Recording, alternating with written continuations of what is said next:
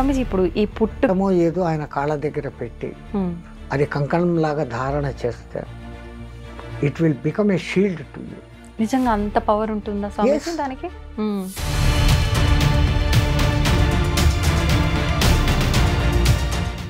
నమస్కారం, welcome to I dream. ధర్మ మార్గం విత్ విజిత కార్యక్రమానికి స్వాగతం.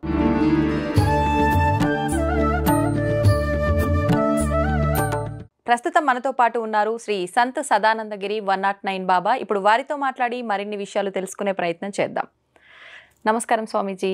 హరి ఓం, మంగళం. స్వామీజీ, భగవంతుణ్ణి ఆరాధించటమే మనశ్శాంతి కోసం అని చెప్పి కొంతమంది అంటుంటారు.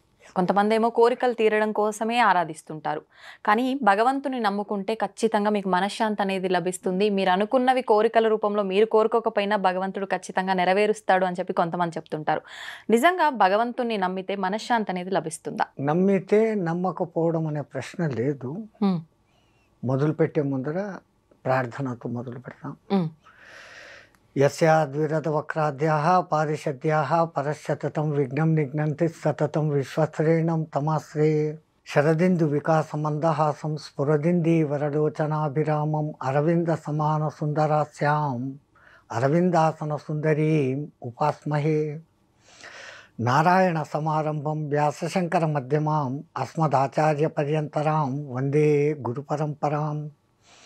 ఓంకార పంజర సుఖీం ఉపనిషదుద్యాన వనకేడికలకంఠీం ఆగమన విపిన మయూరీం ఆర్యాం అంతర్విభావయే గౌరీం. మా గురుదేవులైన మహంతి హిమాలయ గిరిజీ మహారాజు వారి పాదపద్మములను మనస్సులో స్మరించుకొని ఎవరు నమ్మినా ఎవరు నమ్మకపోయినా ఎవరు కొలిచినా కొలవకపోయినా పరమాత్మ అనబడేది ఒకటి ఉంది.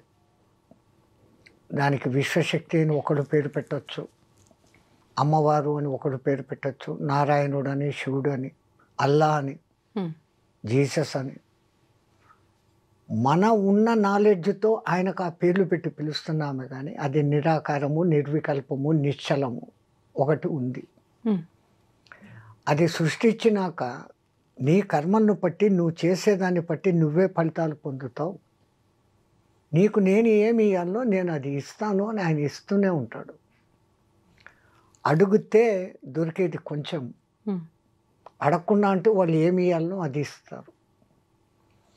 దేవుణ్ణి నాకు లాభం జరగాలి, నాకు శుభం జరగాలి అన్న టార్గెట్తో కాదు, నేను నీవైపోవాలి, నీవు నాలో నెలకొనాలి, ఉన్నావు నాలో అన్న పవిత్ర విశ్వాసత ఉన్నప్పుడు ఆ బౌద్ధానుగ్రహం మన మీద ఇంకొంచెం ఎక్కువ ప్రసరిస్తుంది. మరి మనశ్శాంతి విషయానికి వస్తే స్వామీజీ, మనశ్శాంతి అంటే ఈ మానవుడే తనకు అనవసరమైనటి కోరుకొని తీరకపోతే ఆ మనశ్శాంతికి కష్టానికి లోనవుతున్నాడు. అప్పుడు నాకు శాంతి కావాలా అంటున్నాడు. శాంతంగానే ఉన్నాడు వీడు. కోరి అశాంతిని తెచ్చుకొని నాకు అశాంతిగా ఉంది, ఈ అశాంతి పోవాలా అనుకుంటున్నాడు. ప్రకృతిలో మమైకమై సాధారణంగా జీవిస్తూ ఉన్నప్పుడు వానికి ఏమీ లేదు. ఫస్ట్ జనరల్ నెససరీస్ రోటీ, కపడా ఆర్ మకాన్, ఈ మూడు దొరికితే చాలరా భగవంతుడా అనుకుంటాడు. అంతే. కాస్త అవి దొరికినాక కంఫర్ట్స్ కావాలా అంటాడు. ఫ్యాను, డబుల్ బెడ్రూము, దానికోసం ఇంకా కష్టపడతాడు. 10 ఏళ్ళు 20 ఏళ్ళు కూడబెడతాడు, తెచ్చుకుంటాడు. ఇంకా అప్పుడు ఇంకా ఇంకా కోరికలు వస్తాయి. ఆ కోరికలు తీరితే సంతోషిస్తాడు, తీరకపోతే మనశ్శాంతి కరువైంది అంటాడు. అవును, ఇక్కడ వీడు చేసుకుంటున్నది. సరే, కంఫర్ట్స్ అన్నీ సమకూరినాయి, అంతటితో తృప్తి పడ్డు, లగ్జరీస్కు పోతాడు. అవును, పార్టీలు పెట్టడం, ఖర్చులు చేయడం, ఎవడో మనవడి బర్త్డేకు 10 కోట్లు ఖర్చు పెట్టేసి గ్రాండ్గా చేయడం, లగ్జరీస్. దెన్ వాట్, ఇంకేం లేదు ఇంకా తర్వాత. ఎంతెంత వీడు తెచ్చుకుంటున్నాడో, ఏ దొంగలు ఎత్తుకుపోతారో, ఏ ట్యాక్స్ వాడు వస్తాడు, వీడు కోరి మనశ్శాంతిని వీడే పోగొట్టుకుంటున్నాడు తప్ప ఆయనేమి మనశ్శాంతి పోయే పరిస్థితి ఎక్కడా కల్పించలే. ఉన్నంతలో నాకు దొరికింది ఏదో దాంతో నేను తృప్తి పడతాను అనుకున్నాడు ప్రపంచంలో అందరికన్నా సుఖవంతుడైన జీవి. అది ఇడిచిపెట్టి నాకు ఇంకా కావాలా అనుకుంటుంటే దానికి అంతం లేదు. అక్కడే మనిషి అశాంతికి లోనవుతా ఉన్నాడు. మనిషి అశాంతికి పరమాత్ముడికి ఎంత మాత్రమూ సంబంధం లేదు. స్వామీజీ, ఇప్పుడు మీరు చెప్పారు, నిజమే అనిపిస్తోంది, నిజంగా కోరికలు అసలు కోరనేకూడదు భగవంతుణ్ణి, మేమే అతిగా ఆలోచిస్తున్నాం, అసలు ఆలోచించొద్దు, ఇది తప్పు అని అనుకున్నామే అనుకోండి, ఇంతటితో ఇది ఆగిపోతాయా అంటే ఆగిపోదు. ఖచ్చితంగా మళ్ళీ ఏదో ఒక ఆలోచన వస్తూనే ఉంటుంది. ఇవన్నీ అదుపులోకి ఎలా తెచ్చుకోగలుగుతాం? పరమాత్ముడు ఏ జీవికి ఈయనంతటి విచక్షణ జ్ఞానం మనకిచ్చాడు. ఓ కోరిక పుట్టడం మానవుడికి సహజం. కోరిక పుట్టినాక ఈ కోరికకు నేను అర్హున్నా కాదా, ఇది నాకు చేతన అవుతుందా లేదా, నేను దీన్ని సాధించుకోగలనా లేదా, ఈ ఒక్క క్షణం ఆలోచించి ఈ నిర్ణయం తీసుకుంటే ఇంక వాడికి అశాంతి లేదు. అక్కడ ఆలోచించడం లేదు మానవుడు. తనకు శక్తికి మించిన కోరికలు కోరేసుకుంటాడు. అవును, కొంచెం కష్టపడతాడు, ప్రయత్నిస్తే అది కూడా సాధించుకోవచ్చు. కానీ ఆ కష్టం కూడా పడకుండా నాకు అది రావాలా అనే మెంటాలిటీలోకి వచ్చేస్తూ ఉంటారు మానవులు. అది వాని హద్దుకు మించిన కోరికలు. అవును, హద్దుకు మించింది అని తెలిసి కోరుకోవడం ఎందుకు, తీరలేదని బాధపడడం ఎందుకు? మేము చెప్పే పాయింట్ అది. అన్నీ మన చేతుల్లోనే ఉన్నాయి. ఆయన అంతా ఇక్కడికి ఇచ్చి, ఇంత ప్రకృతిని ఇచ్చి, ఇంత గాలిని ఇచ్చి, అన్నీ ఇచ్చి ఇక్కడికి పంపాడు. నువ్వు సక్రమంగా ఉండి రాపా. మీ తెలుగులో ఒక మంచి వరుడు ఉంది. ఏంటి స్వామి? చనిపోయినాడు అంటారు ఎవరైనా కాలం చేస్తే. ఎక్కడ నుంచో చనియన్, ఎక్కడికో పోయాను. వేదాంతం అంతా ఆ చిన్న మాటలో ఉంది. ఎక్కడ ప్రశ్న మొదలవుతుందంటే, ఎక్కడి నుంచి నేను వస్తున్నాను, మళ్ళీ ఎక్కడికి పోతున్నాను. వేదాంతం అంతా ఇంకా అదే మంది. సనాతన ధర్మంలో వేదాంతం అంతా ఆ పాయింట్ మీదనే ఉంది.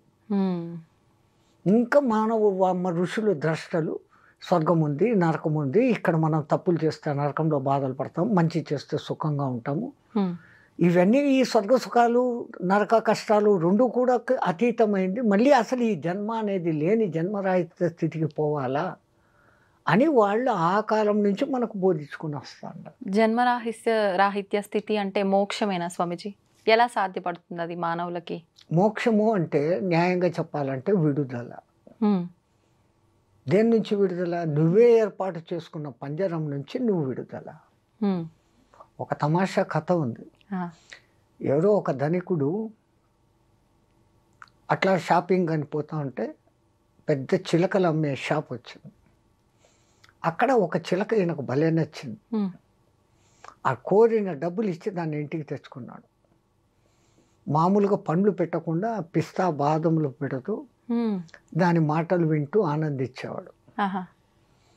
దానికోసమని చిన్న పంజరంలో పాపం ఎగరలేదు అని బంగారుతో ఈ రూమ్ అంతా పంజరం చేశాడు. మొత్తానికి పంజరమే. దానికి నిన్ను ఇంత సుఖపెడతాడా కదా ఇన్ని రోజులు, ఇంకా నన్ను విడుదల చేయి అని అడిగింది. అమ్మ, అంత డబ్బులు పోసుకున్నాను, నిన్నెందుకు వదులుతాను, నాకు రోజు నీ మాటలే కావాలా. ఇట్లా జరుగుతూ ఉండేటప్పుడు ఆ ఊర్లో ఎవరో ఒక హరికథ చెప్పాయని వచ్చాడు. ఆ చిలకతో మార్నింగ్ 8ంటికి మాట్లాడి 8 to 9 పలానా చోట ఒక మహానుభావుడు వచ్చి మంచి ఉపన్యాసం చెప్తున్నాడు, అక్కడికి పోతాడాను నేను, నన్ను తీసుకెళ్ళకూడదా అనేది చిలక అంటుందా. నేను వింటాను కదా అంటే, అమ్మ ఇంత పెద్ద పంజరాన్ని ఆడికి తీసుకున్నాను. లేదు, నీ భుజం మీద కూర్చొని వస్తానని. అమ్మ ఆశ కూర్చొని ఎగిరిపోతామనే నేను రాని. సరే ఇటు రానిడని. సరే ఆయన ఏం చెప్పాడు అది నాకు వచ్చి చెప్పు. భాగవత కథలు వింటేనే పుణ్యం. ఆయన ఏం చెప్పాడో నాకు వచ్చి సాయంత్రం నీ ఆఫీస్ పని అయినాక నాకు వచ్చి చెప్పాలి కండిషన్. ఓకే. 10 days ఆయన ప్రవచనాలు ఈయన రోజు సాయంత్రం చెప్తాను. ఈ చిలకకు అర్థమైంది ఆయన పరమ జ్ఞాని. ఇంకా 11వ రోజు ఆయన ఉపన్యాసాలు పూర్తి అయిపోతాడే, రేపు వెళ్ళిపోతాడు ఆయన. వెళ్ళిపోతాడు అన్నప్పుడు ఇంకా చిలక, నీకు రోజు చెప్పేసాను ఆయన చెప్పిందంతా, రేపు ఆయన జై శ్రీరామ్ అని వెళ్ళిపోతా అన్నాడు. సరే, ఈ పొద్దు నువ్వు సత్సంగంలోకి పోయినప్పుడు నేను ఒక మాట అడిగానని, నేను అడిగిన మాట ఆయనకు చెప్పు అని. ఏం అడుగుతావు నువ్వు? నాకు మోక్షం ఎప్పుడు అని. ఈయన అనుకున్నాడు, మోక్షం అంటే ఇది సత్యనాకు మోక్షానికి పోవాలా అని. ఆహా, నీకు ఎంత మంచి జ్ఞానం ఉంది, ఆయన తప్పనిసరిగా అడుగుతాను. ఆయన కథ అంతా చెప్పి ఇంకా బ్యాగ్ గీగ్ సర్దుకుంటా అంటే, ఈయన పెద్ద కోటీశ్వరుడు కదా, ఆ రూమ్లోకి ట్యాప్ కొట్టి నేను పలానా కూడా వచ్చాను అని చెప్తే ఆయన లోపలికి రాపా ఏం సంగతి. మా చిలక మిమ్మల్ని ఒకటి అడగమనింది. చిలక అడగమనిందా? ఎప్పుడు? ఏమి? అసలు మీ ఇంట్లో ఎట్లా ఉందా? నాకు ఇట్లా నచ్చింది, కొన్ని తెచ్చుకున్నాను, దాన్ని ఎక్కడ పెట్టినావు? బంగారు పంజరం చేసినాను, దానికి ఫ్రీగా తిరిగేదానికి రూమ్ అంతా పంజరం చేసి పెట్టినాను. ఆహా, ఏం చెప్పి ఏం అడిగిందండి? నాకు మోక్షం ఎప్పుడు అని అడిగింది. అడిగిందా అని కింద పడిపోయినాడు. ఎందుకు పడిపోయాడు? ఈయన చూస్తే కదలికలు లేవు, చచ్చిపోయాడు. ఈ రూమ్లోకి నేనే ఉన్నాను, నన్ను ఎక్కడ ఎవరేమంటారు అని వీడు పరిగెత్తుకుంటా ఇంటికి వచ్చేసాడు. ఇంటికి రాగానే చిలక ఆత్రంగా అడిగింది. అడిగావా? ఆయన ఏం సమాధానం చెప్పినాడు? నీ ముఖం అడిగాను, నువ్వు ఏం ప్రశ్న అడిగావు? ఆ మాట అనగానే ఆయన కింద పడి చచ్చిపోయినాడు. ఆయన చచ్చిపోయినాడా అని అది కింద పడిపోయాడు. ఇదేమి కర్మరా, ఇది ఎక్కడ మోక్షము? ఇది ఈ అడగడం ఏంది, వాడు చావడం ఏంది, వాడు చచ్చినాడంటే ఇది చావడం ఏంది? ఇంత అద్భుతమైన చిలక అని పంజరం తీసుకొని లోపలికి పోయి దాన్ని బయటికి తీసుకొని వచ్చి నీళ్లు చల్లినాడు. నీళ్లు చల్లగానే పట్టని లేసి ఎగిరిపోయింది. ఆ గురువు గారు ఈ చిలక భావం అర్థం చేసుకున్నాడు. నన్ను పంజరంలో పెట్టినాడు, ఈ పంజరం నుంచి నాకు మోక్షం ఎప్పుడు, విడుదల ఎప్పుడు అని అడిగింది. అది వస్తే చిలక సచ్చినట్లు నటించు, వాడు బయటికి తీస్తాడు, నువ్వు ఎగిరిపో అనే సింబాలిజాన్ని ఆయన అక్కడ పడిపోయినట్లు నటించాడు. మహాజ్ఞానులు ఆ స్థాయిలో ఉంటారు. ఆ చిలక చెప్పిన దానికి ఆయనకు వెంటనే అర్థమైపోయింది. దాన్ని ఇంకా ఇడిచిపెట్టు అంటే ఈడు ఇడిచిపెట్టాడు. ఇంకా టెక్నిక్గా చెప్పాలంటే ఇదర్ సే ఘాత్ గుమానా హై, మక్కన్ నికాల్నా హై తో ఉంగ్లీ తేడి కన్నా హై అంటారు. ఆయన దానికి అర్థమయ్యేటట్టు ఇంక ఈయన ఎట్లా పోయి చెప్తాడు ఆయన పడిపోయి చచ్చిపోయాడు అని. అంటే నువ్వు అట్లా చచ్చినట్లు పడితే నువ్వు బయటికి పోతావు అని. అవును, కొంతమందికి విడుదల అంటే అటువంటి విడుదల. కానీ ఋషులు మునులు మన సనాతన ధర్మం నమ్మేది ఎప్పటికైనా కానీ ఈ పునరపి జననం పునరపి చక్రంలో వద్దు. ఆ సంచితపు మూటను మోయలేకపోతాండాం, ఆగామిని నిలబెట్టలేకపోతాండాం, ఈ ప్రారంధాన్ని అనుభవిస్తూనే ఉన్నాము. ఈ ప్రారంధమును సక్రమంగా అనుభవిస్తూ ఆగామిని నిలబెట్టవచ్చు తప్పులు చేయకుండా. ఓకే, నువ్వు మంచిగా ఉండి దాన ధర్మాలు యజ్ఞయాగాదులు పుణ్యకార్యాలు చేస్తుంటే సంచితం ఆటోమేటిక్గా తగ్గుతుంది. ఈ జన్మకు కాకుంటే మళ్ళీ ఛాన్స్ ఇస్తాడు, ఇంకో జన్మ. ఆ సంచితపు మూట పూర్తిగా తగ్గిపోయింది అంటే ఆగామి లేదు, సంచితం లేదు. జై శ్రీరామ్. పునర్జన్మ ఉంటుందా స్వామీజీ? 100%. మళ్ళీ మానవ జన్మే ఉంటుంది అనొచ్చా? అది మానవుడిగా ఉండొచ్చు, ఇంకోటిగా ఉండొచ్చు. కోట్లలో ఒకళ్ళకి పూర్వజన్మ స్మృతి అనేది వస్తుంది. ఒకవేళ పరమాత్ముడు మనకు పూర్వజన్మలు రాబోయే జన్మలు ఒక్కొక్క 2 జన్మలు చూపించాడంటే చాలు, మనం ఈ వర్తమాన జన్మను బతకలేము. ఎందుకంటే అయ్యో నేను అట్లుంటున్నా ఇట్లుంటున్నా ఆ జన్మల్లో అని దాని గురించి ఆలోచన చేస్తూ రాబోయే జన్మలు ఇట్లుంటాయా అనుకుంటూ ఈ ఉన్న వర్తమానాన్ని పాడు చేసుకుంటాం. అందుకని పరమాత్ముడు ఆ మరుపు అనేది ఇచ్చాడు. ఎక్కడో ఒక చోట ఈ పునర్జన్మలు లేవు, మీదంతా ఏం సంస్కృతి అనే ఆ ఇంగ్లీష్ వాళ్ళకే ఎన్నో రుజువులు దొరికాయి. ఎన్నో చోట్ల ఆ 6 ఏళ్ళ అమ్మాయి నేను ఫలానా అని వాళ్ళకి ఎవరికి తెలియని భాష మాట్లాడుతా ఉంటే అసలు ఆ భాష ఏంటో అర్థం కాక అల్లాడిపోయి 6-7 నెలల తర్వాత ఎవరో ఆ భాష తెలుసున్నారు కనపడి ఈమె ఈ భాష మాట్లాడుతుంది అని ఆయన ఆ డీటెయిల్స్ కనుక్కుంటే నా ఊరు ఫలానా, నా దేశం ఫలానా అని ఆయన చెప్తే అది నిజమా కాదా అని పోయి ఎంక్వైరీ చేస్తే అది నిజమని తెలియదు. వాళ్ళందరినీ గుర్తుపెట్టింది, గుర్తుపట్టాడు పిల్లవాడు. ఇంకో పిల్లవాడి కేసు తనను చంపిన వాడిని పోలీసు వాళ్ళ దగ్గరకు వచ్చి ఈడే నన్ను చంపింది అని చూపించాడు. నువ్వు బతికే ఉండవు కదరా, నువ్వు పిల్లోడివి, వాడిని చంపావంటే పూర్వజన్మలో నేను ఫలానా ఊర్లో ఉన్నప్పుడు ఈ ఊరు చంపాడు, ఈ ఊరికి పొద్దు వచ్చాడు, నేను ఇక్కడ పుట్టి ఉన్నాను. It is recorded. వాడు చెప్పిన ప్రతి ఒక్క డీటెయిల్ కరెక్ట్. ఆ ఊరికి తీసుకెళ్లారు, ఆ ఊర్లో ఎవడ హత్యకు గురి కాబడ్డాడు, చంపినోడు ఎవడు, వాడి గుర్తులు అన్నీ ఉండే అదే ముఖము అదే గుర్తులతో వీడు ఉన్నాడు. అయితే ఓన్లీ పూర్వజన్మ వాసనలకు సంబంధించి స్మృతులు గుర్తుండడం వరకేనా? లేదు అనంటే చాలామంది అవి అట్లా ఉండబట్టి ఎంతో మంది మామూలుగా ఉన్న వ్యక్తి సడన్గా ఆల్ ఆఫ్ ఏ సడన్ మహానుభావుడుగా మారిపోతారు. అవును. అవును. రమణ మహర్షి హ్మ్. 12 ఏళ్ల వరకు మామూలు విద్యార్థిగానే ఉన్నాడు. హ్మ్. అక్కడ అందరూ తిరువన్నామలై అని అంటారే తప్ప అరుణాచలం అని ఎవడు పిలవడు. ఆహా! ఆ పర్టికులర్ డే ఈయనలో ఆ లైట్ వెలిగేదానికి హ్మ్. ఎవరో ఒక ఆయన సంచి పట్టుకొని వస్తా అంటే, నువ్వు ఎక్కడి నుంచి వస్తాండవు మామ అని ఈయన అడిగాడు. హ్మ్. నాన్ అరుణాచలం పోయిட்டு వందడా అన్నాడు. ఆ! తిరువన్నామలై అనలే. ఆహా! అరుణాచలం అన్న ఒక్క శబ్దం ఆ మహానుభావుడికి వినపడంగానే నా డెస్టినేషన్ అది కదా, నేను ఎందుకు ఇక్కడ ఉన్నానని వీడు పోతున్నాడు వెతకద్దండి. ఆ పొద్దే పేరు మొత్తం వదిలిపెట్టేస్తాడు. 12 ఏళ్ల వయసులో అట్లా రాయగలరా? లేదు. సో ఆయనకు ఆ పూర్వజన్మ ఆ స్మృతి 90% సాధన చేసి పరిపక్వమైనాడు. హ్మ్. హ్మ్. ఆ బ్యాలెన్స్ 10% మిగిలింది ఈ జన్మ ఇచ్చాడు. హ్మ్. దాన్ని ఆయన సార్థకం చేసుకొని భగవాన్ రమణ మహర్షి అయిపోయినాడు. స్వామీజీ, ఇప్పుడు మనం అందరం కూడా దైవం విషయంలో ఆయనతో కృతజ్ఞతా భావంతో ఉండాలా? మనకి ఇంతటి జన్మ ఇచ్చి, మనం ఇలాంటి పాపం చేసినా, పుణ్యం చేసినా, ఏం చేసినా దాన్ని తరిగించుకొని, అంటే మనం దాన్ని తగ్గించుకొని మోక్షం పొందడం కోసం ఒక మంచి అవకాశం ఇచ్చాడు అని చెప్పి కృతజ్ఞత తెలుపుకునేటట్టుగా ఉండాలా? లేదు అంటే మనం చేసే తప్పులకు ఆయన విషయంలో భయపడుతూ ఉండాలా ఎంతసేపు? ఎలా ఉండాలి? ఓ తండ్రి దగ్గర బిడ్డలు ఏమన్నా తల్లి దగ్గర బిడ్డలు భయపడతారా? లేదు. సేమ్. హ్మ్. ఆయనది అన్కండిషనల్ తల్లి ప్రేమ ఎట్లనో దానికి మించిన ప్రేమ. హ్మ్. ఆయన అని అంటున్నాం, అది అనాల న్యాయంగా అయితే. హ్మ్. ఇది నా స్త్రీ నా పురుష నన్న పుంసక హ్మ్. Some super power. దాన్ని మనం పరబ్రహ్మ అన్నాం మన హ్మ్. సనాతన ధర్మం. ఆ! అది ఒకటి ఉంది. ఆయన ఆ ఇచ్చిన విచక్షణతో నువ్వు మంచిగానే ఉండిపోతావంటే నీకు ఈ సమస్యలే రావు. హ్మ్. రెండవది, ఆయన దగ్గరికి పోయి మనం కోరికలను అడగడం అనేది వేస్ట్. హ్మ్. ఎందుకంటే నేను ఇంతకు ముందే చెప్పిన, ఓ కబ్ అవును. దేగా తబ్ దేగా కిత్నా దేగా ఉత్నా దేగా కహా దేగా వహా దేగా కైసా దేగా వైసా దేగా. హ్మ్. సిరితా వచ్చును నారికేళంబుల జలంబులు పోలే సిరితా పోయిన పోవును కరిమింగిన వెలగపండు పోలే అని మీకు ఒక పద్యం ఉంది. అవును. టెంకాయని ఒక దినం కోస్తే దాంట్లో నీళ్లుండు, హ్మ్. రెండో దినం కోయండి ఫుల్గా నీళ్లు ఉంటాయి. హ్మ్. ఎవడు ఎక్కడి నుంచి దానికి ఆ నీళ్లు అందిస్తున్నాడో వస్తే ఆయన కరుణ ఉంటే అట్లా వచ్చేస్తుంది. హ్మ్. నీ దరిద్రం ఉంటే ఏనుగు మింగిన వెలగపండు లాగపోతుంది. ఏనుగు ఎలగపండు అట్లే మింగేస్తుంది, హా! టట్టీలో అట్లే వదిలేస్తుంది. హ్మ్. కాయగానే ఉంటుంది, కానీ పగల కొడితే లోపల గుజ్జు ఉండదు. హ్మ్. ఏనుగు మెటబాలిజము ఆ ఎలగపండుకు తొడిమె దగ్గర గ్యాప్ ఉంటుంది. అవును. అవును.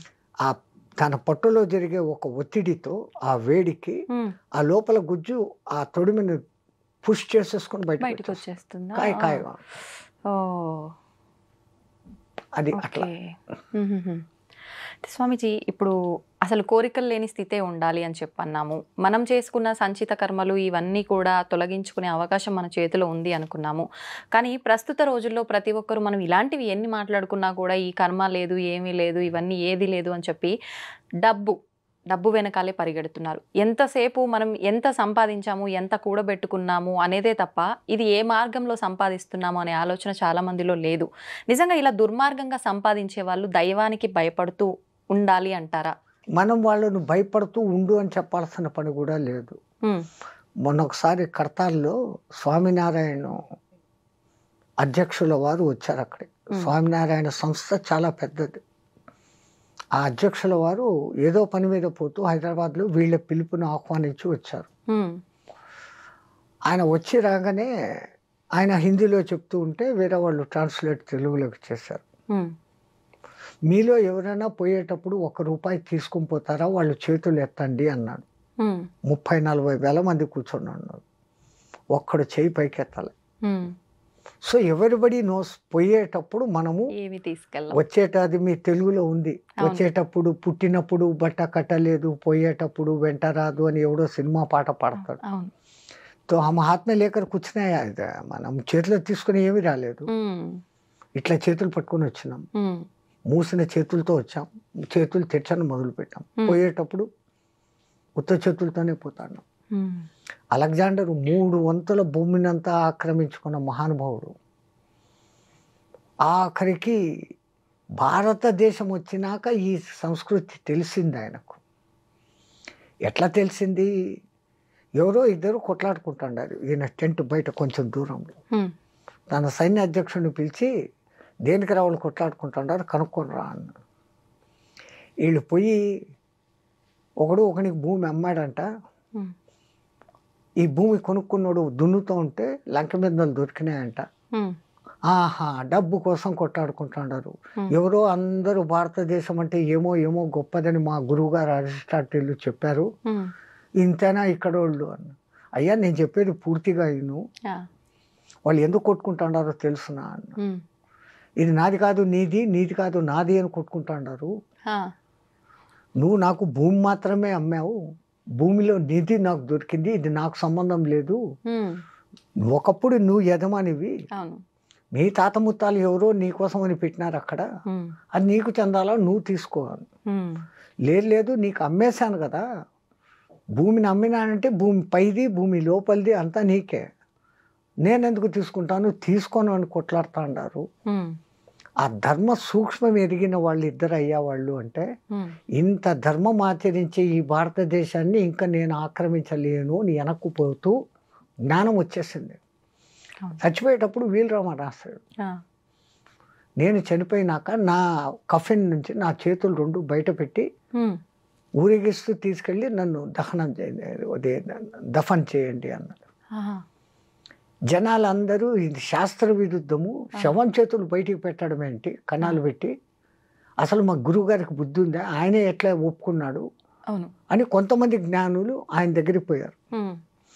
పోయి అడిగారు, స్వామి మీరు ఇంత తెలిసిన వాళ్ళు, శవాన్ని పెట్టెలో పెట్టి మేకులు కొట్టేస్తాం, ఆ పెట్టెని దింపేస్తాం మన సంప్రదాయము, ఈ కణాలు రెండు పెట్టి ఆ రెండు చేతులు బయటికి పెట్టినారు ఎందుకు అని. ఒరే మనకంతా వాడు ఒక సందేశం ఇస్తాన్నాడురా, 3 వంతల భూభాగాన్ని జయించి కోట్ల రత్నరాశుల సంపదను సంపాదించాను, పోయేటప్పుడు ఉత్త చేతులతో పోతాండాను అని మనకు నేర్పిస్తున్నాడురా. అది చూసి మనం నేర్చుకోవాలి. వాడు అంత క్రూరుడైనప్పటికీ ఆఖరిన వానికి జ్ఞానం కలిగింది, ఈ భూమి అట్లాంటిది అని మన భరత భూమిని వాళ్ళు మెచ్చుకున్నారు. అటువంటి దేశంలో మనం పుట్టి మనం కూడా ఇప్పుడు అదే పని చేస్తున్నాం.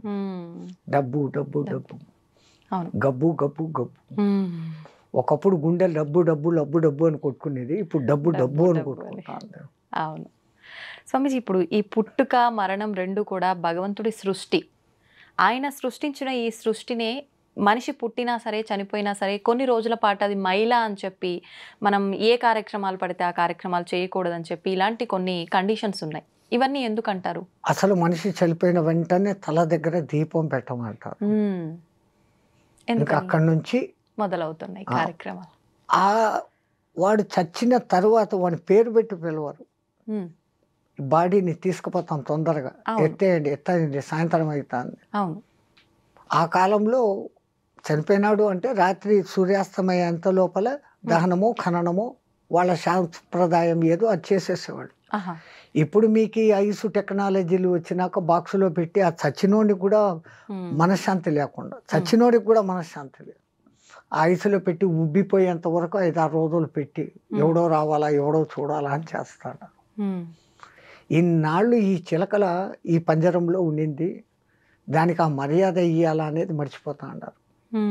పంచప్రాణాలు పంచ ఉప ప్రాణాలలో ధనుంజయ వాయువు మటుకు ఇంకా లోపల ఆశగా ఉంటుందంట. నా మిత్రులు 9 మంది బయటికి వెళ్ళిపోయారు, ప్రాణ అపాన వ్యాన ఉదాన సమానాలు నాగ కూర్మ కృకుర దేవదత్తలు, ధనుంజయ మటుకు ఇక్కడనే ఉంటాడట. అది ఎప్పుడు వెళ్ళిపోతుంది? ఆ మిత్రుడు వస్తాడని. ఈ దహనం చేసినప్పుడు ఆ కర్ర నీలుకుంటున్నప్పుడు కాపరి తల మీద ఒకటి వేస్తాడు, పట్టుమంటుంది, అప్పుడు ధనుంజయ బాబు వెళ్ళిపోతుందంట. అప్పుడు శివుడు జయశ్రీరామ్. అట్లా ఇప్పుడు పితృదేవ కార్యాలు నెలకు ఒకసారి పిండాలు పెట్టాలా, కనీసం వాడిని తలుచుకోండి. పితృకార్యాలు చేయడం అంటే మీ తండ్రి తాత ముత్తాత 3 తరాలను తలుచుకుంటున్నావు అంటే వాళ్ళు ఎట్లా బతికారు, ఏం చేశారు, ఎట్లున్నారు, ఇవన్నీ మీరు నెమరేసుకోవడం. మీరు చేస్తుంటే మీ కొడుకు అది చూసి నేర్చుకొని మీ తర్వాత మీకు చేయను మొదలు పెడతారు. అంటే at least remember your previous generations, నీ పరంపరను నువ్వు మర్చిపోకు అని గుర్తు చేసేదానికి ఆచారాలు. తో ఒక ఇంట్లో శవం ఉంటే పాతకాలంలో ఆ ఇంట్లో పొయ్యి వెలిగేది కాదు, ఊర్లోనూ వెలిగేది కాదు. ఊర్లో కూడా ఆ పాతకాలంలో వానికి కండోలెన్స్ చెప్పేవాడు. ఇప్పుడు అపార్ట్మెంట్ సంస్కృతి, ఈ ఇంట్లో ఒకడు చచ్చిపోతే పక్కింట్లో వాడు పెళ్లికి మ్యూజిక్లు పెట్టుకుని లైట్లు పెట్టుకుని చేసుకుంటాడు. నీ ఫేట్ అది, నా ఫేట్ ఇది, what I have to do అన్న పరిస్థితి ఇక్కడ. అప్పుడు ఆ పల్లెల్లో ఆ ప్రేమ ఆప్యాయతలు అంత అందంగా ఉంటాయి. ఆ రోజు సాయంత్రం, అప్పటికి సాయంత్రానికి ఎత్తేసినాక ఎవడో ఇళ్లలో పొయ్యిలు ముట్టించుకొని వీళ్ళకు తెచ్చి పెట్టేవాళ్ళు, వీళ్ళు వండుకునేవాళ్ళు కాదు. ఆ 9 రోజులు ఆయన జ్ఞాపకాలతో ఆయన వస్తువులను మళ్ళీ ఇంకోడు వాడకుండా వాళ్ళ ఇంట్లో వాళ్ళు ఎవరికైనా దానం ఇచ్చి ఆయన పేరు మీద దాంతోపాటు ఇంత డబ్బు దక్షిణ ఇచ్చి ఇంకోటికి మంచి చేసినట్టు, ఇదంతా ఈ పుణ్యం వానికి చెందుగాక, ఈ పుణ్యం వానికి చెందుగాక అన్నట్లు చేస్తారు. బతికున్నప్పుడు వాడు పాపిస్తాడో మంచోడో చెడ్డోడో, కానీ చనిపోయిన తర్వాత వాడు ఉత్తమ లోకాలు పోవాలనే ప్రతి ఒక్కడి కోరిక, వాళ్ళ సంతానానికి ఇంకా ఆ కోరిక ఎక్కువ. వాళ్ళు ఏం చేస్తారు, ఈ కార్యక్రమాలు వీటిలన్నీ చేస్తారు, దానికి కొన్ని నియమాలు అని పెట్టారు. ఇప్పుడు ఆ ఇంట్లో అట్లా జరిగింది, మహిళ వాళ్ళను రావద్దు అని అంటే, ఇప్పుడు ఆడ పోయి మీ ఇంట్లో మంచి శుభకార్యం వాళ్ళని పోయి పిలిస్తే ఎట్లుంటుంది, వాళ్ళ మనిషి చనిపోయిన బాధలో ఉన్నారు. అందుకని వాళ్ళు మహిళలో ఉన్నారు, వాళ్ళని అంటద్దండి, వాళ్ళతో మాట్లాడకండి, కనీసం ఆ 9 రోజులు అట్లా ఉండనిస్తే వాళ్ళకు వాళ్ళ జ్ఞాపకాల నుంచి కొంచెం బయటపడతారు, మళ్ళీ మన లోకంలోకి వస్తారు. ఓకే. ఇప్పుడు ఇంకొకటి స్వామీజీ, బొట్టు విషయానికి వస్తే ఈ మైలలో ఉండి పితృ కార్యక్రమాలు ఏదైతే 10-11 రోజుల్లో ఉంటాయో ఇవన్నీ అయిపోయేదాకా ఆ ఇంట్లో వాళ్ళు కానీ, వారికి సంబంధించిన వాళ్ళు కానీ, ఆ ఇంటి పేరుతో ఉన్న వాళ్ళు, అలాంటి వాళ్ళు కూడా బొట్టు అనేది అసలు పెట్టుకోరు.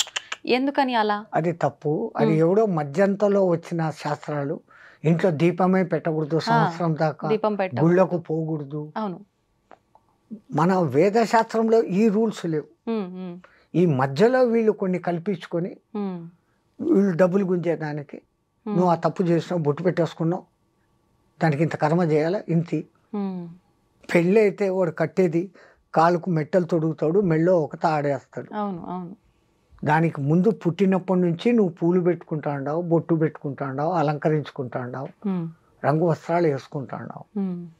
వాడు అవన్నీ పెట్టి నిన్ను మొదటి నుంచి నీ మొగుడు ఎవడో వాడు పుట్టినప్పటి నుంచి నీకు ఇవన్నీ చేయలేదు. పుట్టిన బిడ్డకే, ఆడబిడ్డ పుట్టంగానే దానికి ఇంత చుక్క బొట్టు పెట్టి, కాళ్ళకు కడియాలు పెట్టి, చేతుల గాజులు ఇచ్చి, అదేమో ఇది గుంగొట్టు పట్టీలు వేసి ఎంత తల్లిదండ్రులు ఆనందిస్తారు. ఈ అన్నీ తీసేమనడం ఎక్కడ సాంప్రదాయం? అందున సతీసాగం మనం. ఒకప్పుడు అది ఎందుకు ఉండేది అంటే, ఈమె మానహీన అయ్యేదానికి కారణం ఉంది, అందంగా ఉంది. వాళ్ళు ఇచ్ఛాపూర్వకంగా చనిపోయేవాళ్ళు, వాళ్ళకి వాళ్ళు. ఆయనను ఇన్నాళ్ళు కలిసి ఉండి ఇప్పుడు నాకు ఆయన లేడు అని అంటే నేను ఇంక బతికి ఎందుకు, ఆయనతో పాటే వెళ్ళిపోతానన్న ఉద్దేశంతో ఇచ్ఛామరణంగా కొంతమంది పోతుంటే, దాన్ని శాస్త్రబద్ధమని చెప్పి ఇష్టం లేని వాళ్ళను కూడా మండే కట్టల్లోకి లాక్కొని పోయేయని మొదలుపెట్టారు. అవును, రాజా రామ్మోహన్ రావు వంటి వాళ్ళు ఇది దురాచారము అని మెల్లమెల్లగా మార్చి ఇప్పుడు ఈ స్థితికి తీసుకుంటారు. ఇప్పుడు మీరు చెప్పినట్టుగా బొట్టు గాజులు ఆడవాళ్ళ విషయంకి వస్తే, వాళ్ళకు అవి తీసేయడం ఒకటే కాదు, అవమానించడం. సింధూర్ అది పెట్టుకోకూడదు, ఇక్కడ బొట్టు అది మీ సహజ హక్కు. మాంగ్మే సింధూర్ పెళ్లి అయిన తర్వాత పాపిట. ఇప్పుడు వాడు పాపిట ఆడుందో తెలియదు, జుట్టు ఇది పోసుకొని దేయాల్లాగా తిరుగుతూ ఉన్నారు. పెళ్ళైన వాళ్ళకు అస్సలు గుర్తు. మేమైతే కాళ్ళ దిక్కు చూసి మెట్టలు ఉంటే ఆహా ఈమె పెళ్ళైన మాత, లేదా తల దిక్కు చూస్తే మాంగ్మే సింధూర్. ఈ రెండింటిని చూసి ఎవరు విధవ ఎవరు ఇది అని కనుక్కునేవాళ్ళం. ఇప్పుడు ఎవరు విధవనో అనకూడదు, ఈ మాటలన్నీ ఏమీ తెలియని పరిస్థితి ఏర్పడింది. పెళ్ళి అయిన వాళ్ళు కూడా కాళ్ళలో మెట్టలు వేసుకోవడం లేదు, బొట్టు పెట్టుకోవడం లేదు. భూదత్తం తెచ్చి చూస్తే దాంట్లో కనపడుతుంది అంత గిద్దు, చిన్నది నల్లగా, అదెంత గమ్ము, అది పెట్టుకుంటా ఉండదు. స్టిక్కరా బక్కరా అది పెట్టుకుంటా ఉండదు. ఎప్పుడైతే పసుపును నిమ్మరసంలో నానేసి తీసి తర్వాత కొంచెం పటిక వేసి కలిపి చేసే వచ్చే అసలైన కుంకుమ. అది ఇక్కడ త్రిపుటి దగ్గర పెట్టుకుంటే ఆజ్ఞాచక్రం ఉత్తేజితమవుతుంది. ఆడ మగ తేడా లేకుండా ఇక్కడ అంత బొట్టు పెట్టుకోవాలి. ఎంత బొట్టు పెట్టుకుంటే అంత శక్తి, సూర్యకిరణాల శక్తిని ఫిల్టర్ చేసి గ్రహించే శక్తి దానికి ఉంది. ఇప్పుడు ఏందేందో రంగురంగుల నానాకము అయిన డిజైన్ టిక్కర్లు, దానికి ఒక గజ్జలు, దరిద్రం, ఒళ్ళు పాడేదాన్ని. స్కిన్ అక్కడ ఏమవుతుందో మీరు గమనించండి. కొన్నాళ్ళు పెట్టుకున్నాక there will be a mark. పచ్చబొట్టు పొడిచినట్లు ఒక మార్క్ ఏర్పడుతుంది. లేదా కొంతమందికి స్కిన్ అలర్జీ కూడా వచ్చిన సందర్భం. అది ఇది పెట్టుకుంటే వచ్చిందని వాళ్ళకు తెలియదు. అది టోటల్ బాడీకి స్ప్రెడ్ అయిపోయి మొత్తం బాడీనే పోతుంది, సర్వనాశనమే. మన పూర్వీకులు ఏది పెట్టినా కానీ దాని వెనకలే. ఇప్పుడు ఆ మంచి బొట్టు అటువంటి కుంకుమతో పెట్టుకుంటే అది స్కిన్కు ఎఫెక్ట్ చేయదు, మంచి చేస్తుంది తప్ప చెడు చేయదు. కడిగేస్తే పోతుంది. ఇప్పుడు వస్తున్నట్టు ఈ రంగురంగులు ఏంటి వస్తున్నాయి, కడిగితే ఫోన్ కూడా పోయి సావదు. చాలా మంది ఈ మధ్య కాలంలో దుష్ట ప్రయోగాలు అని చెప్పి, చేతబళ్ళు అని చెప్పి, ఇలాంటివి చేస్తుంటాము అని చెప్పి, కొంతమంది మీకు ఇది చేశారు, అది చేశారు, మీ మీద ప్రయోగం చేశారు అని చెప్పి డబ్బు రాబట్టడం కోసం ఇవన్నీ చేస్తున్నారు అని చెప్పవచ్చా? కొంతమంది నిజంగానే మేము ఇబ్బంది పడుతున్నాము, మాకు నిజంగానే ఎవరో చేశారు, మేము బాగుంటున్నామని ఓర్చుకోలేక ఇలాంటివి చెప్తుంటారు. నిజంగా ఈ చేతబళ్ళు ప్రయోగాలు ఇలాంటివి ఉంటాయా? డబ్బు కోసం ఆడే ఆటలు అనుకోవచ్చా స్వామి? భగవాన్ హై తో భూత్ భీ హై. దేవుడు ఉన్నాడంటే దెయ్యము ఉంది. ఒకప్పుడు ఎప్పుడైతే ఈ కరెంట్ వచ్చిందో అప్పుడు ఈ శక్తులన్నీ ఎగిరిపోయినాయి. అది లైట్లో ఉండలేవు. అంత స్థాయి మంత్రం తెలిసినోడు ఇప్పుడు ఎవడు లేడు. చేస్తున్నారు వామాచార పూజలు అని, వాళ్ళు ఏదో బలులు ఇస్తారు, ఏమో చేస్తారు. బట్ చేతబడి చేసేంత శక్తిమంతులైన వాడు ఇప్పుడు ఎవడు లేడు. కాకపోతే వీళ్లకు సైకలాజికల్ ఎఫెక్టులు కొన్ని వచ్చేస్తాయి. ఒకడికి ఒక సమస్య వచ్చింది, దాన్ని వాడు భరించలేకపోతాడు, తీర్చలేడు, తీర్చేయాలనే తపన ఒక సైడు. దాని మధ్య వాడు గడబిడైపోయి ఇది పోగొట్టుకుంటాడు, సెన్స్ పోగొట్టుకుంటాడు. వాడిని పట్టుకొని నీకు దెయ్యం పట్టింది, నేను ఎవడో ఏమో చేశాడు, నేను దాన్ని తగ్గిస్తానని వీళ్ళు క్యాష్ చేసుకుంటారు. వాడికి తగ్గడం కాదు కదా, ఇంకా పెరుగుతుంది అప్పు, అంతకుమించి ఏం జరగదు. అంతే. అని తీసుకొని వచ్చి సైకలాజికల్గా కూర్చోపెట్టి what is your main problem అనేసి ఇప్పుడు వీళ్ళు కన్సల్టెన్సీలు వచ్చారు. వాళ్ళు కూర్చోపెట్టే సమస్యకు వాడి చేతనే అసలు సమస్య ఏందో బయటికి తెప్పించేస్తారు. అది బయటకు వచ్చేసినాక ఇది కాదప్ప దీనికి ఇట్లా సొల్యూషను అని చెప్తే he will be rectified, all right, సరిపోతుంది. ఇల్యూషన్ అమ్మా, సగం మంది ఇల్యూషన్లో ఉన్నారు. వాడికి ఏదో కాలు నొప్పి వచ్చింది, ఇంకోటి ఎవడో కోపంగా చూశాడు, వాడు చూశాడు ఏమో నాకు చేశాడు. ఈ భావన ఒక్కసారి వచ్చిందంటే అది పెరుగుతా పోతుంది, అది ఇల్యూషన్గా మారిపోయి నాకు వాడు ఏమో చేశాడు, అంతే, చేతబడి రాతబడి ఏందబడి. ఒకప్పుడు ఉన్నాయి ఎప్పుడు, అప్పుడు ఈ విద్యుత్ వెలుగులు లేవు, అవి వచ్చినాక అవి ఉండేదానికి అవకాశం లేదు. కొంతమంది ఈ మధ్యకాలంలో ఇప్పుడు వచ్చిన ప్రళయాలు ఇవన్నీ వచ్చిన తర్వాత 2025లో ఈ చేతబడులు ఇలాంటివి, చిల్లంగి, బాణమతి ఇలాంటి యొక్క ప్రయోగాలు ఎక్కువగా అయ్యే అవకాశం కనిపిస్తోంది రాబోయే ఉగాది తర్వాత వచ్చే సంవత్సరంలో అని చెప్పి అనడం జరిగింది. నిజంగా అలాంటివి వచ్చే అవకాశం ఉందంటారా స్వామీజీ? మీ తెలంగాణ ఏరియాలో అయితే ఈ విద్య లేని చోట, వెనకబడిన చోట ఈ ఆదివాసీలు వాళ్ళు ఆ పాత పిచ్చి నమ్మకాలలోనే ఉన్నారు. ఆ పలానా కాయలు వాడు వెళ్ళే దారిలో వేస్తే ఇదైపోతుంది, వాడి కాళ్ళ కింద మట్టి తెస్తే ఏమో అవుతుంది, సంథింగ్ అనేసి చేసే మంత్రగాళ్ళు ఉన్నారు. అవి 100 to 100% వర్కౌట్ కావు. వాడి మైండ్ డిస్టర్బ్ చేస్తారు అంతవరకే, ఒక లెవెల్. బట్ అవతల వాడు కొంచెం స్ట్రాంగ్గా ఉండి what is this, how it is happening for me అని ఒక్కసారి క్వశ్చన్ చేసుకుంటే వాడంతా వాడే దాంట్లో నుంచి బయటకు వచ్చేస్తాడు. యాక్చువల్ థింగ్ అంత పవర్ఫుల్ మంత్రాలు, ఆ సాధనలు చేయగలిగిన వాళ్ళు లేరు. దానికంతా ఇప్పుడు వరుణ యజ్ఞపాలు చేయాలంటే నీళ్ల కుండంలో కూర్చొని చేస్తారు, ఇంతవరకు లోతు నీళ్ళల్లో. ఆహా. అది వరుణ జపానికే అంత కఠినమైనవి ఉంటాయి. ఈ దుష్టదానికి ఇంకా ఇంకా కఠినమైన పద్ధతులు ఉంటాయి. నెత్తి మీద అగ్నికుండ పెట్టుకోవడము, ఇంకా ఏదో పంచమకారాలు, మద్య మాంస మత్స్య మైథున క్రియలు, అవన్నీ కూడా చెయ్యాల్సిన విధానం. అది శాస్త్రమే. తంత్రశాస్త్రము, మంత్రశాస్త్రం. మంత్రము మంచి మంత్రాలు ఉన్నాయి, దుష్ట మంత్రాలు ఉన్నాయి. కానీ ఆ దుష్ట మంత్రాల సాధన మంచి మంత్రాల సాధన కన్నా కొంచెం కఠినమైన పద్ధతులు, నియమాలు ఉంటాయి. ఆ నియమాలన్నీ పాటించి కాలంలో చేయగలిగినోడు ఎవడు లేడు. ఓకే. ఒకవేళ నిజంగా అలా ఎవరైనా చేస్తున్నారు అని అన్నా కూడా, అంటే నా మీద ప్రయోగిస్తున్నారు అంటే నాకు పని చేయకుండా ఉండాలి అని అంటే, నేను దైవారాధనలో ఉంటే అవన్నీ పని చేయకుండా ఉంటాయా? అది ఆ గుడికి మీరు ఏ దేవుణ్ణి నమ్మారో ఆ గుడికి వెళ్ళి మీ నామగోత్రాలతో అర్చన చేపించుకొని ఒక దారమో ఏదో ఆయన కాళ్ళ దగ్గర పెట్టి అది కంకణం లాగా ధారణ చేస్తే it will become a shield to you. నిజంగా అంత పవర్ ఉంటుందా స్వామి దానికి? అక్కడ 90% మీకు విశ్వాసం పనిచేస్తాను. నేను వెళ్ళి అక్కడ పూజ చేసుకొని వెంకటరమణుని కాళ్ళ దగ్గర పెట్టింది, శివలింగం మీద పెట్టింది, సంథింగ్ అమ్మవారి కాళ్ళ దగ్గర పెట్టింది ఎవరో, అక్కడి నుంచి పెట్టి పూజారి ఇచ్చాడు, ఇది నేను వేసుకున్నా, అది నన్ను ఏం చేయదు. ఆటోమేటిక్గా మీలో కాన్ఫిడెన్స్ పెరిగిపోయింది కదా. అంతా మన ఏవా కారణం బంధమోక్షయో అని మన పెద్దోళ్ళు ముందే చెప్పారు. Everything depends on your way of thinking. నీ ఆలోచన సరళిని బట్టి. నాకేమో అయింది అంటే నువ్వు డౌన్ అయిపోతా వస్తావు. ఎవడో నాకేదో చేశాడు అని అనుకున్న ఒక్క ఫీలింగ్, నన్ను ఎవడు ఇప్పుడు ఏం చేయలేదు, నా చేతిలో అమ్మవారి కంకణం ఉంది, లేదు శివుడు ఇది ఉంది, సుబ్రహ్మణ్య స్వామి అభిషేకపు నీళ్లు తాగా, వాట్ ఎవర్ ఎన్నో ఉన్నాయి కదా.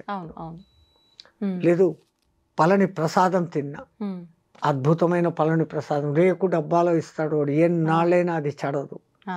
మరి ప్రసాదం శక్తి అంటే మీరు చేసి డబ్బాలో పెట్టండి, చిలుం పట్టిపోతుంది. అది ఎప్పుడు తెచ్చి పెడతాము. ఒకప్పుడు తిరుపతి లడ్డు నెలలకు నెలలు ఎంత మాత్రము పోకుండా డబ్బా మూత తీయంగానే నెయ్యి ఘమఘమలు కొట్టేది. వాళ్ళు చేయడం అంత పవిత్రంగా చేస్తుండేవాళ్ళు. తమాషా ఏంటంటే ఆ కాలంలో అంతమందికి లడ్లు చెయ్యి మీద పిసికేదానికి కాక కాళ్ళు కడుక్కొని రూమ్లో వేసేస్తారు, తొక్కుతారు. వాడేమో జీరాలు తీసి రూమ్లో వేస్తా అంటాడు, వీళ్ళు తొక్కి అది కొంచెం మెత్తబడినాక అప్పుడు తీసి దాన్ని లడ్డు చేసేవాళ్ళు. కళ్ళతో చూస్తే ఒక రహస్యము, లేకుంటే తిరుపతి ప్రసాదం. ఒకప్పుడు ఇలాంటివి చూస్తే అసలు తినలేంగా. లేదు, వాళ్ళు ఎంత పవిత్రంగా, వాళ్ళు భోంచేయకుండా వచ్చి కాళ్ళను 1కి 6 సార్లు కడుక్కో, 7 సార్లు కడగాల అంటారు. పుక్కిలింత 7 సార్లు చేసినప్పుడు మన నోట్లో ఉన్న మొత్తం కల్మషాలు ఎట్లా పోతాయో 7 సార్లు అట్లా వాళ్ళ కాళ్ళు కడుక్కుంటారు. అదొక మీరేమో ఇప్పుడు ప్యూర్ స్టోనో అది ప్యూరా స్టోనో అంటారే, అప్పుడు రాయితో వేసి రుద్దుకొని 7 సార్లు కడుక్కొని అప్పుడు దిగుతారు. చాలా ఏళ్ళ కింది మాట అయితే. ఇప్పుడు మీకు ఎన్ని వింటే ఇట్లా కూడానా అని అనుకుంటారు. మళ్ళీ గేలి చేసేవాళ్ళు అయితే కనుక తొక్కిన ప్రసాదం తింటాడారు మీరు అనేసి వేరే మతస్థులు వేరే వాళ్ళు మనల్ని క్రిటిసైజ్ చేస్తారు. కానీ మరణాన్ని కొంచెం పోస్ట్ పోన్ చేసుకోగలిగిన టెక్నిక్స్ ఈ సాధకుల దగ్గర ఉంటుంది. దాంతో ఇంకొంచెం కాలం ఎక్కువ బతకచ్చు. రెండవది వాని కృప కూడా అన్నిటికన్నా మెయిన్ అది. నేను నా సాధనతో నేను ఇంత ఉన్నాను అని ఏ పొద్దు గర్వించినాడో వాడు ఆ రోజు పోతాడు. నీ అనుగ్రహం నా మీద ఉండబట్టి, ఆ గురు కృప ఉండబట్టి, దేవుడు కూడా కాదు మా గురువు ముఖ్యం, మా గురు కటాక్షం ఉండబట్టి, ఆ గురు దయ నా మీద ఉండబట్టి ఈ రోజుకు నేను ఇంత చేసుకోగలుగుతాను, ఇంతమందితో మాట్లాడగలుగుతాను, నా వంతు ధర్మ ప్రచారం నేను చేయగలుగుతాను అంటే అంతా నా గురు కృప అన్న భావనతో ఉన్నప్పుడు, నాకు ఇంత అయిపోయింది అని ఏ రోజు అనుకుంటానో ఆ రోజు నేను డల్ అయిపోతాను. నాకు ఇంతే అనుకున్నప్పుడు ఎంతైనా ఉండొచ్చు. స్వామిజీ, ఇప్పుడు ప్రతి ఒక్కరూ ఆలోచించేది ఏంటంటే నది స్నానం వలన పవిత్రమైన జలం కాబట్టి పుణ్యం వస్తుంది అని చెప్పి, మనకున్న పాపాలు తొలగిపోతాయి అని చెప్పి. అయితే మనం సైంటిఫికల్గా ప్రూవ్డ్ అమ్మా, ఒక నది కొన్ని పర్వతాల నుంచి ప్రవహించి వస్తుంది, ఎంతో దూరం నుంచి వస్తుంది. గంగా నది కొన్ని వేల కిలోమీటర్లు, యమునా నది 1000 కిలోమీటర్లు, గోదావరి 1000 కిలోమీటర్లు. అవి ఏ రాళ్లను ఖనిజాలను రాసుకుంటూ వస్తుంది. ఏ ఏ చెట్లు ఆ నది పక్కన ఉంటాయి దాని వేర్ల సారాన్ని తీసుకొని వస్తుంది. ఇంకా మన పూర్వకాలంలో నదిని దాటేటప్పుడు కాయిన్ వేయమనేవాళ్ళు. అప్పట్లో బంగారు, వెండి, రాగి కాయిన్స్ ఉండేవి. ఎందుకని? ఆ నీళ్ళలో వేసినప్పుడు ఇవి కణాలు కణాలుగా ఆ నీళ్ళలో కలుస్తాయి. ఆ నీళ్ళలో స్నానము, ఆ నీళ్లు స్వీకరించినప్పుడు ఆ ఖనిజాల శక్తి మనకు వస్తుంది. ఇప్పుడు నికెల్ కణాలు వేస్తాండ మనం, ఆ రూపాయి కాయిన్లు ఏంటివో వేస్తాండ. అప్పట్లో రాగి నాణాలు, బంగారు, వెండి నాణాలు ఉండేవి. వాళ్ళు ఎంత దూరదృష్టి చూడండి. నది ఎవడు దాటి ఒక్కసారి పోతే నీ దగ్గర ఉన్న దాంట్లో ఒక కాయిన్ వేయి అనేవాళ్ళు. ఇప్పుడు వేస్తున్నారు, ఆ మాట పాటిస్తున్నారు. పాపం వాళ్ళకు వాళ్ళు వేస్తా ఉండేది కెమికల్ మెటల్ వేస్తాడు. అవి ధాతువులుగా విడిపోతాయి కణాలుగా కొన్నాళ్ళకు ఆ ప్రవాహ వివేకానికి. ఆ కణాలు ఎవడికో నీళ్ళు తాగినప్పుడు 2 కణాలు వచ్చినాయి, బంగారు లోపలికి దిగింది. ఎంత గుడ్ అది అరహస్యం. అందుకే ఆ నదులకు ఆ శక్తులు వస్తాయి. రెండవది, ఆ నది దగ్గరనే మునులు ఋషులు తపస్సులు చేసేవాళ్ళు. వాళ్ళ తపస్సు వైబ్రేషన్స్, వాళ్ళ ఆ శక్తి ఆ నీళ్ళకు కూడా చేరుతుంది. మీరు 2 గ్లాసుల్లో నీళ్లు పెట్టి ఒక గ్లాసును రోజు గంటసేపు తిట్టండి, ఒక గ్లాసును ప్రేమగా చూడండి. 2-3 డేస్ ఇచ్చేసినాక ఈ నీళ్లు టేస్ట్ చేయండి, ఆ నీళ్లు టేస్ట్ చేయండి. It response. సైంటిఫికల్లీ ప్రూవ్డ్, వైజ్ఞానికంగా రుజువైంది. ప్రయోగాలు చేశారు వీళ్ళు. ఏది మనోళ్ళు ముందు చెప్పారో వీడికి నేను చెప్పానే రుజువులు కావాలా అంటున్నాడే. నువ్వు ఎతికితే నీకు దొరుకుతాయి. నీకు ఎతికి చూసే ఎక్విప్మెంట్ నీ దగ్గర లేదు. ఇప్పుడిప్పుడు కనిపెడుతున్నావు, ఇంకా ముందు కనిపెడతావు. చంద్రుడు మన మీద ప్రభావం చూపిస్తాడా? శనిగ్రహము ఇన్ని కోట్ల కిలోమీటర్ల దూరంలో ఉంది, వాడు మన మీద ఏంది ప్రభావం చూపిస్తాడు? మీ జ్యోతకాలు ఏంది, జోస్యాలు ఏంది అని వీళ్ళు అంటారు. చంద్రుని మూలంగానే సముద్రంలో ఆటుపోట్లు జరుగుతున్నాయని ప్రూవ్డ్. అమావాస్య పౌర్ణమి రోజులలో దొంగతనాలు, కూనీలు, దోపిడీలు ఎక్కువ జరుగుతున్నాయి. అదేవిధంగా ఆధ్యాత్మికంగా సాధన చేసే వాళ్లకు శక్తి పెరుగుతుంది. సో నువ్వు ఆ రూట్లో పోతే దాన్ని హెచ్చు చేస్తుంది, ఈ రూట్లో పోతే దాన్ని హెచ్చు చేస్తుంది. దాని తప్పు లేదు. ఆ మట్టుకు ఆ పవర్ని ఇస్తుంది అది. When you are going in a bad way it is increasing. If you are going in a good way it is increasing. నీ వాడుకునే విధానం మీద. కత్తి తయారు చేసేవాడిది ఏ దోషము లేదు. ఆ కత్తిని ఒక డాక్టర్ వాడినాడు, ఒకని ప్రాణం కాపాడినాడు. అదే కత్తిని ఒక దొంగ వాడినాడు, ఒకని ప్రాణం తీశాడు. కత్తిది దోషం లేదు, కత్తిని తయారు చేసిన వాడిది దోషం లేదు, వాడిన వాడి. ఇప్పుడు స్వామీజీ, ఇన్ని కోట్ల మంది వస్తున్నాయి కుంభమేళాకి, వెళ్ళి స్నానం ఆచరించడము, అక్కడ వచ్చిన సాధువుల ఆశీర్వాదాలు తీసుకోవడం అంటే అందరికీ సాధ్యపడదు. వెళ్ళిన వాళ్ళు ఎవరైనా జలం తీసుకొస్తే ఆ జలాన్ని మనం నెత్తిలో చల్లుకోవడం కానీ అలాంటివి చేస్తే కూడా అదే పుణ్యం వస్తుందా? ఎందుకు గంగా జలం తెస్తే ఎన్నాటికి చెడదు అనేది ఇప్పటికీ సైంటిస్టులు చెప్తానే. వేరే నీళ్లు 10 రోజులకు పాడైతాయి, గంగ నీళ్లు ఎప్పటికీ పాడవు. దాంట్లో ఆ ఔషధి శక్తులు ఉన్నాయి. అందుకే గంగమ్మ అమ్మ మాతృదేవ భావనతో మనం చూస్తాం. గోదావరి అమ్మ, కృష్ణమ్మ అమ్మ, జగజ్జనని, ఆ శక్తి ఉంది. ధన్యవాదాలు స్వామీజీ, చాలా మంచి విషయాలు తెలియజేశారు. కుంభమేళ విశిష్టత గురించి కూడా చాలా చక్కగా వివరించారు. అంతా మా గురు కటాక్షం తల్లి. ధన్యవాదాలు. జై గురుదేవ్.